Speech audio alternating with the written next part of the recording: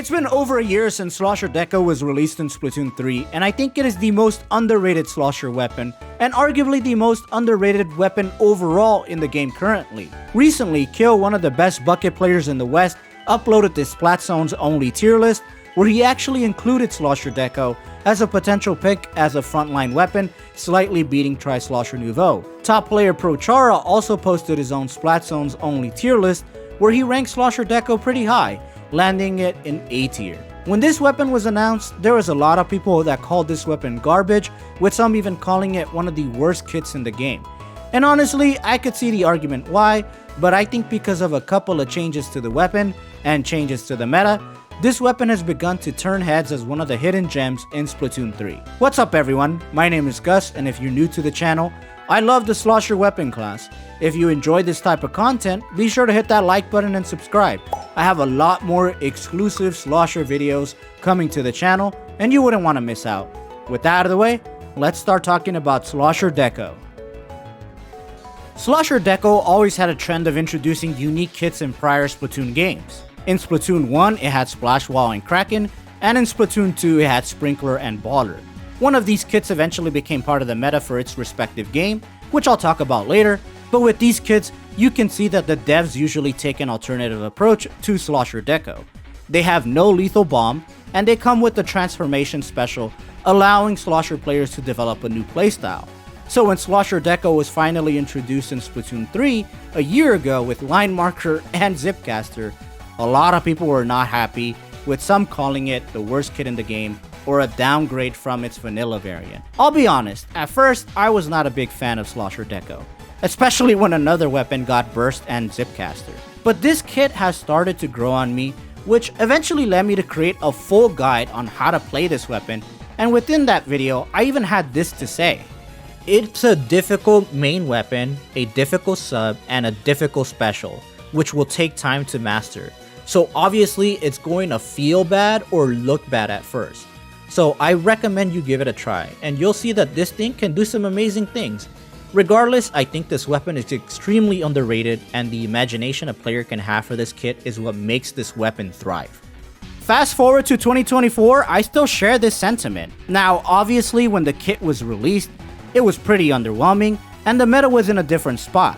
So let's talk about the changes that happened, because I think it's really important to understand why this weapon is being rated differently nowadays.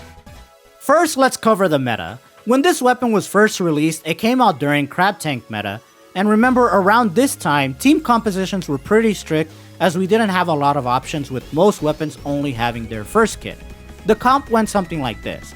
You would use 2 splashes because having 2 Crab Tanks was essential given how powerful the special was in the early days of Splatoon 3. So with that, you already had 2 slots taken up in your team composition, and there were a lot of reasons why Slosher Deco would not take the 3rd or the 4th spot. To make it simple, there was just a better bucket at the time, and there was a better Zipcaster option at the time. Machine was just a better Slosher given how powerful this kit was, and how this weapon basically shut everything out with its AoE. It was the preferred bucket to play with and against Crab Tank, so if you were a bucket player, you are most likely picking this one. As for your 4th slot, it was pretty much up to you what you wanted, but most of the time, people geared towards having something that was pretty quick and fast to take out the Crab Tanks. And soon people realized that Zipcaster was actually a pretty good pick against that special.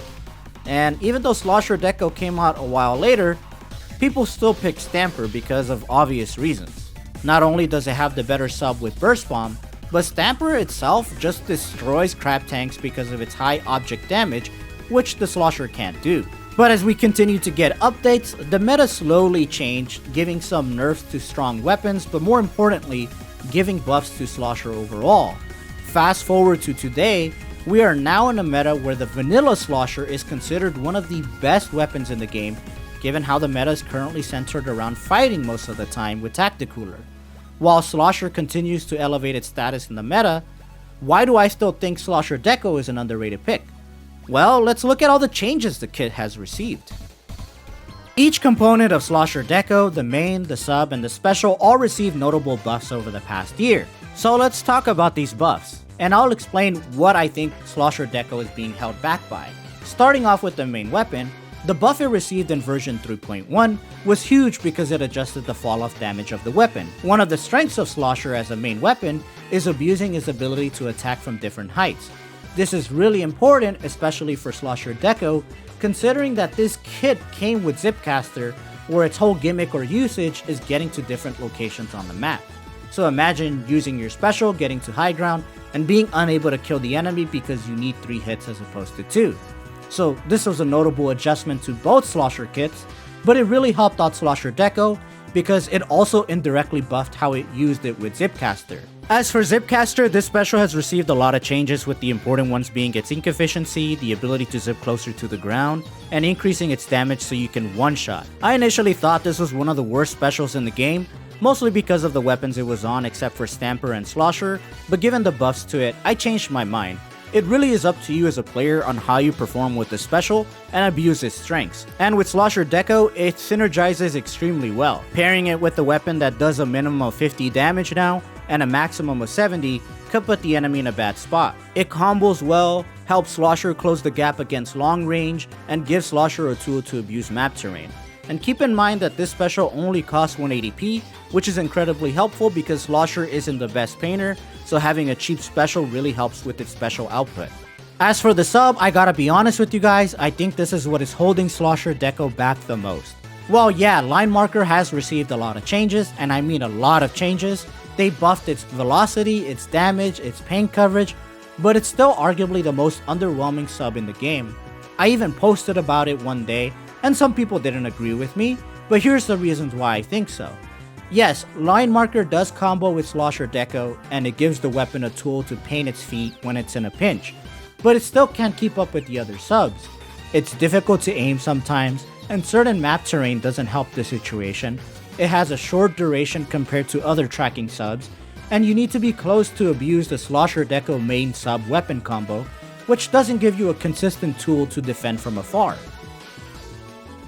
But even with the sub's shortfallings, I still think Slosher Deco is underrated because the main and the special carry the potential. Slosher is a really good fighting weapon, it does consistent damage, and it combos with mostly all weapons in the game, making it a great weapon to initiate fights or clean up your teammates' battles. And Zipcaster allows the weapon to take more aggressive angles. With Tacticooler being so essential nowadays, even if you die with Zipcaster, if you have Cooler, you can come back onto the field and charge up another Zipcaster and try once again in attacking or distracting the enemy. Marker may be flawed as a sub, but to be fair, it still provides Slosher a cheap sub that combos with the main weapon, a combo that it pretty much hasn't had since Splatoon 1 with Burst Bomb. And even if Marker is not good, it's not the first time Slosher has experienced this issue. During Splatoon 2, Slosher Deco had a meta revolving around it during Baller meta. Baller was so good that it didn't matter that Sprinkler was a non-lethal sub. It at least painted Slosher's feet, and it charged a special that was pretty overtuned at the time. And while this isn't an apples to apples situation, Zipcaster is nowhere near what peak Baller was in Splatoon 2, I still think Slosher and Zipcaster are still good where it doesn't necessarily need to rely on its sub a lot. Slosher Deco can abuse its aggressive playstyle to fit in this meta that we're in. But if I could make some small adjustments to Marker, this is what I would do. First, I would allow the line to do damage as the Nintendo intern said in the post for Line Marker. When someone touches the tripwire, it'll do a minimum damage of 30. In addition to this change, I would make the line last longer by 1 second, and if a person is hit by the marker directly, make the tracking last 8 seconds. These changes are to help with Slosher's combo potential, but to provide more reward for hitting someone directly or indirectly. Because why is it that I have this narrow line sub and only get 6 seconds, whereas Point Sensor, a sub with a larger area of effect, can get 8 seconds? I think you should get more reward as a player for hitting someone with a smaller AoE sub. As for my final recommendation, I don't think this will do a lot, but I just thought it would be cool if Marker can do piercing damage, in the same way where a charger can shoot through players. Obviously, it would be difficult given that not everyone lines up in a straight line to get hit, but that's the point. If you time it correctly, you get rewarded. Ultimately, I think this kit has a lot of potential, and if you haven't tried it out, do consider trying it out. And if you want some extra tips, check out my Slosher Deco guide, alongside my other Slosher guides. This kit truly feels like a player highlight reel, and I'm sure you will enjoy it, so consider picking it up. Until next time, y'all, thanks for watching.